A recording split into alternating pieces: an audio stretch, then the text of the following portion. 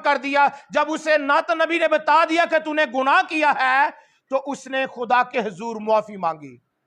आंसू बहा बहा कर जंगलों में हर जगह पर उसने अपने आप को नीचा कर दिया और खुदा ने उसे माफ कर दिया। खुदा उनके लोगों,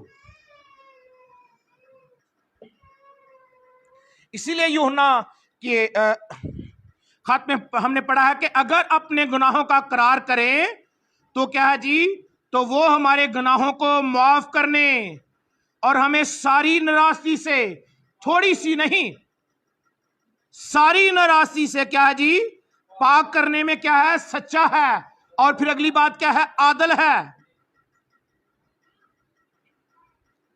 खुदा जिसने शरीयत दी है वो गुनाहगारों को माफ करने पर राजी है। आज वक्त है, जिसने शरीयत दिया है वो गुनाहगारों को माफ करने पर राजी है। यीशु खुदा है और खुदा का बेटा, इसलिए उसे गुनाह माफ करने का अख्तियार है। अमाल की किताब में अगर हम 5वें बाब में 30 आयत में देखें तो लिखा है, उसको खुदा ने मालिक और मुनजी ठहरा कर अपने दाने हाथ से सर बुलंद किया ताकि इस्राएल को तौबा की तौफीक और गुनाहों की माफी बख्शे। खुदा ने उसे सर बुलंद किया है। आज उसके कदमों में आने की जरूरत है। आज उसके कदमों में आकर माफी मांगने की जरूरत है। खुदावंद के लोगों, अमाल 13वें बाब में लिखा है, बस ए भाइयों तुम्हें मालूम हो कि उसके वसीला से तुमको गुनाहों की माफी की खबर दी जाती है। क्या है जी, गुनाहों की माफी की खबर मिल चुकी है कि आप माफ हो सकते हैं। आपके गुनाह आप इकरार करेंगे, आप बच सकते हैं। आप उसके हुजूर सिलेंडर हो जाएंगे, सिलेंडर कर देंगे तो आपको वो माफ कर देगा।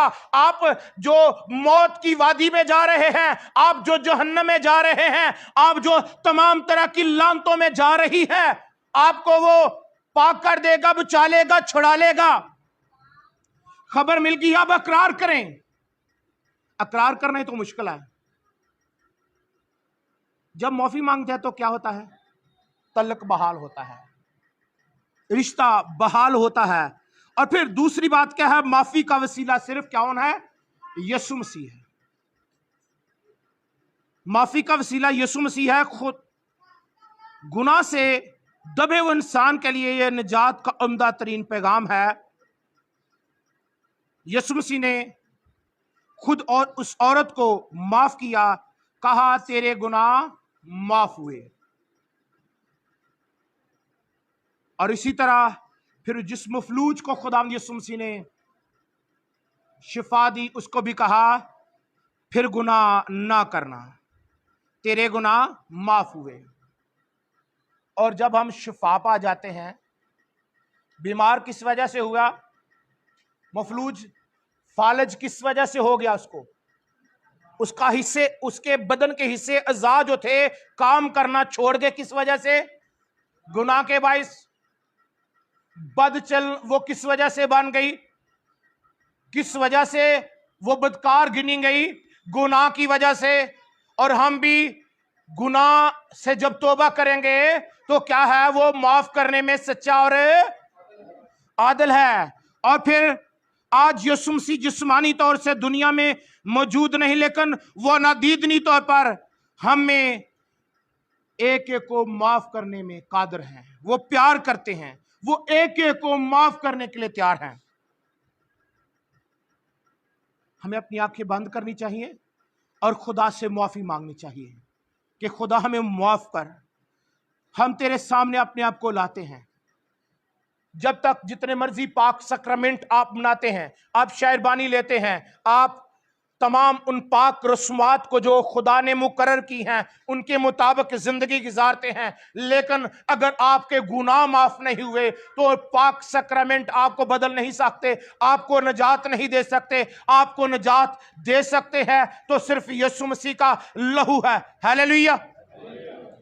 और तीसरी बात, माफी की बुनियाद, माफी की बुनियाद खुदावंद के रहम और तरस पर है। खुदावंद के लोगों, ज़बूर नवीस इसको कुछ यूं बयान करता है,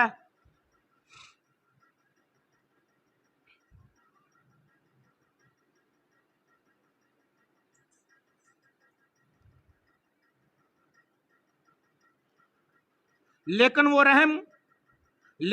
रहीम है और बदकारी माफ करता है और हलाक नहीं करता, बल्कि बारहा हम अपने कहर को रोक लेता है और अपने पूरे गजब को भड़कने नहीं देता। क्या है जी? वो क्या करता है? माफ करता है। वो माफ करता है। किस तरह? अगर आप गौर करें, वो रहीम होकर बदकारी को माफ करता और हलाक नहीं करता, बल्कि बारहा अपने कहर को रोक लेता है। क्या करता है? कहर रुक जाता है। वो फिर हमें आज भी माफ करना चाहता है। आज आप यहां पर गौर कीजिए, आज वो आपको माफ करना चाहता है, लेकिन आप उसके हजूर आ जाएं और माफी की बुनियाद इलाही अदल है। जब तक अदल का तकाजा पूरा नहीं होता, तब तक हम माफ नहीं किए जाते। हमारे गुनाहों के माफ करने में सच्चा और आदल है।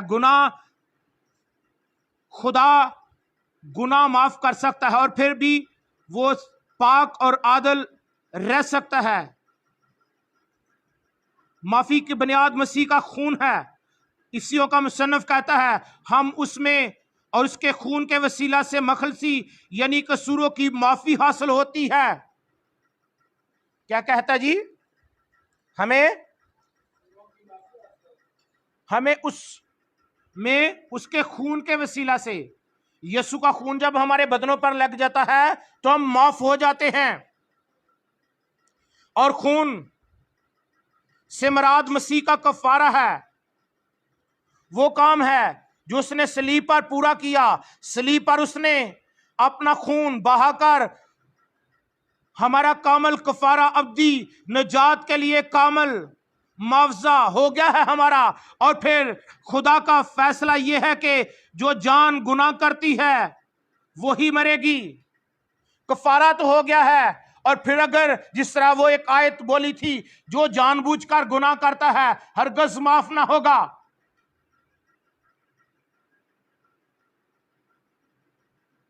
गुनाह से मौत आती है चूंकि इंसान ने गुनाह किया, और इसलिए जरूर है कि वो मरे। पैदाइश 2 बाब में लिखा है, जिस रोज तूने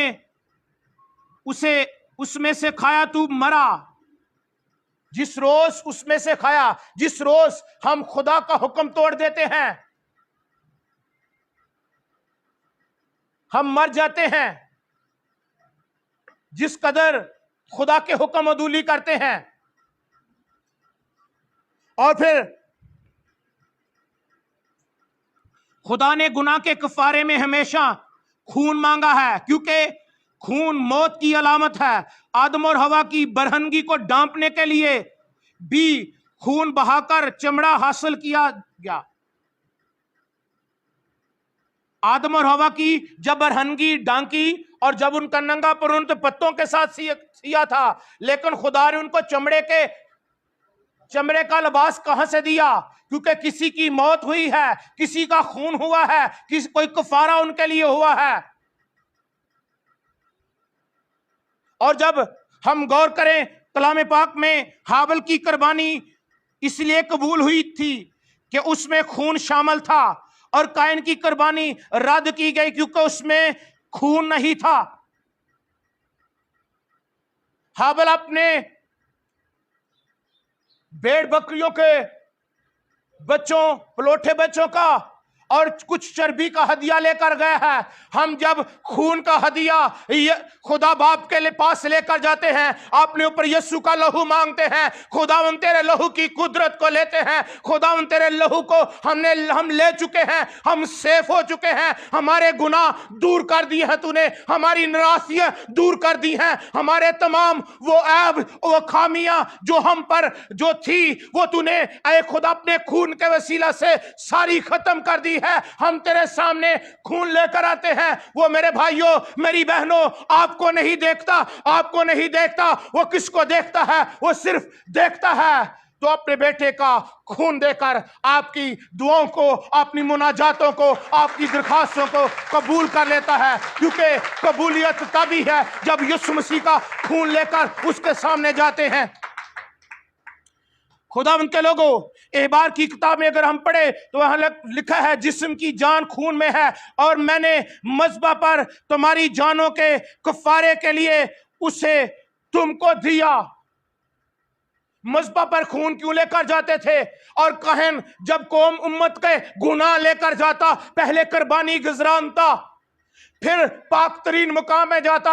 अगर आप पाक तरीन मुकाम में अगर आप बाप से मुलाकात करने के लिए वो आप अपने गुनाहों को लेकर या अपने खानदान के बिहाव पर उसके सामने जा रहे हैं, तो करना क्या है? यीशु का लहू अपने ऊपर लेना है। यीशु का लहू मेरी शिफा है तमाम रोगों की। यीशु का लहू, यीशु का लहू जो है वो हम पाक तरीन मुकाम में ले जाता है। और फिर ये नहीं है जब यीशु का खून लेंगे तो कुर्बानी कबूल नहीं है, वो कुर्बानी कबूल हो चुकी है। यीशु का लहू पाक है। जानवरों के अंदर ऐब होता तो वो कुर्बानी ना देते, उनके अंदर ऐब पाया जा सकता था, कुर्बानी देने वाला या दी जाने वाली अमेजिश हो सकती थी। लेकिन आप जिस खून को अपने बदन पर लेकर रब्बुल फाज के सामने जा रहे हैं, वो पाक है और जिंदा है और मुकद्दस है और बोलता है, ऐ बाप इनको माफ कर क्योंकि ये जानते नहीं है। वो कहता है, ऐ बाप इनको माफ कर, ऐ बाप ये मेरी बेटी या तेरी बेटी, ये तेरा बेटा जो है ये भटक चुका है, इनको माफ कर दे। तेरे लहू के वसीले हो गए पाप क्षमा, तेरे खून से यीशु पागे रोगी शिफा, हड्डियों में जान जो ना हो यीशु का खून मांग ले, दर्द बयां जो ना हो। ओ दर्द, हर तरह से दर्द है, आपको दर्द बयान नहीं कर सकते, लेकिन यीशु का लहू मांगे, सुकून आ जाएगा, चैन मिल जाएगा, इत्मीनान आ जाएगा। बेचैन हो चुकी हैं मेरी बहन, मेरी बेटी अगर बेचैन हो चुकी है, मेरे बेटे मेरे भाई अगर बेचैन हो चुका है, तेरी जिंदगी का चैन अगर दुनिया की फिक्रे, दुनिया के हालात, अगर आपकी नाकामियां नाफरमानियां आपसे दूर ले चुकी हैं, तो आए आज यीशु मसीह के लहू को अपने ऊपर ले। कहे यीशु तेरे लहू को अपने ऊपर लेती हूं, मुझे कबूल कर ले। आज मैं अपने आप को खाली करता हूं, खुदावंद मुझे कबूल कर। आज मेरे बंधनों को तोड़ दे, मेरे तोड़ दे मेरे सारे बंधन तोड़ दे, अपने रूह की आग से, अपने रूह के जोर से तोड़ दे, मेरे सारे बंधन तोड़ दे। लहू की कुदरत से आज खुदा मेरे बंधन टूट जाए, मेरा घराना आजाद हो जाए, मेरी जिंदगी बहाल हो जाए, मेरे खानदान में रिवाइवल आ जाए। खुदा मैं तुझे देखने वाला बन सकूं। तेरे कलाम में लिखा है, मुबारक है वो जो पाक दिल है क्योंकि खुदा को देखेंगे। मैं खुदा तुझे देखना चाहता हूं। मैं अपनी गंदगी का,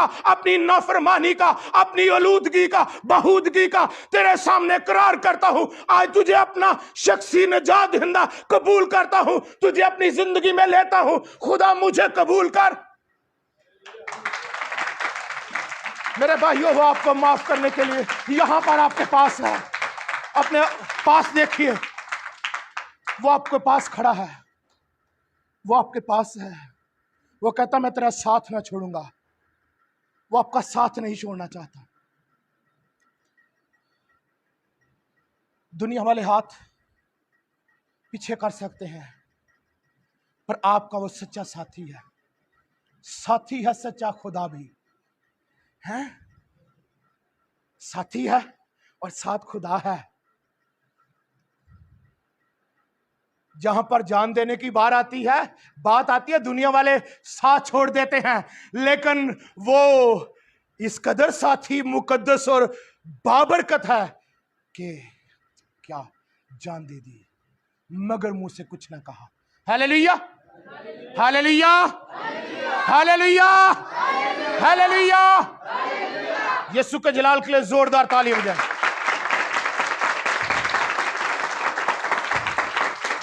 हालेलुया।